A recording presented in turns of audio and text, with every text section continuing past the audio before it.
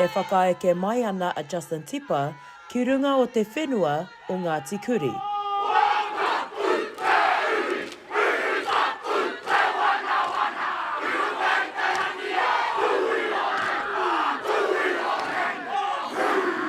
Mo tana Hui-ā-Iwi tuatahi, hei kai whakahaere mo Te Rūnanga o Ngāi Tahu.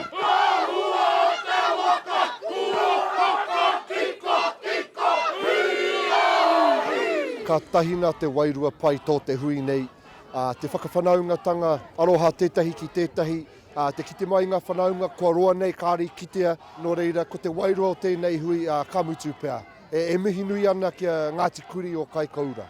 Mai te pare nui o whiti kēmuri hiku, ko hui-a-tai tini, hui-a-tai mano mai ngā tini mata o Ngāi Tahu ki te Hui-ā-Iwi 2024. He mahanga kaupapa kei te haere, pēnei i Te Atakura, te tauaki wai Māori ki Ngāi Tahu, me te whakahoki ripoata ki te iwi. Heoi anō, he kaupapa, he rautaki hou, kei ngā ringa o te iwi nei. Ko te wāhaka kia mātou i tēnei wā, he whakarauora anō i tērā o ka kaupapa, me te whakatakoto i te whakakiteka hou. Anō nei ka tae te ki, ko tātou nei ki te pai tata, i nai nei ko tai ki te wā, ki te whakatakoto i te pai tawhiti.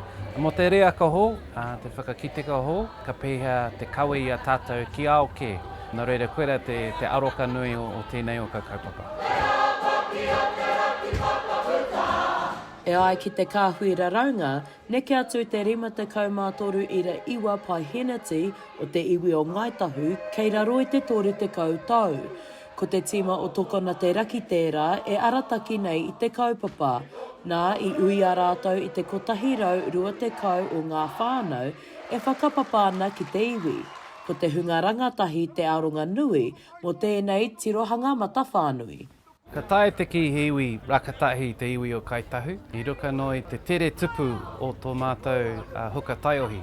Nā reira, ko te hua nui, ko rātou. Kia kaua e tāria mo te 20 tau ka pakeke ka tahi ka whai hua. E kari i tēnei wā tonu, ko rite. Nō reira, ko te wāhaka nui kia tātou ka pakeke, i te ata whakarite i te wāhaka mā rātou, kia whai hua ai tō tātou iwi i a rātou mahi, kia whai putaka hoki rātou o rātou whakaaro ki tēnei ao hurihuri.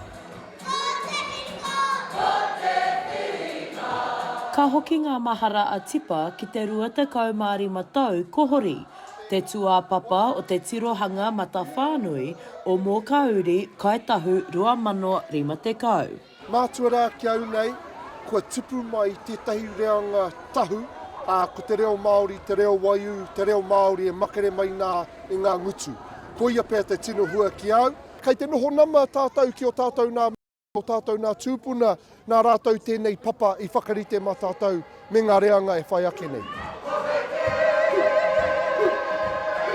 Ka whakare waina te mahere o mō Kā Uri hei tērā matariki. Ka tū te hui-a-tau 2025 ki te Rūnanga o Waihao. Shakayla Andrews-Alapaki, Tahu News.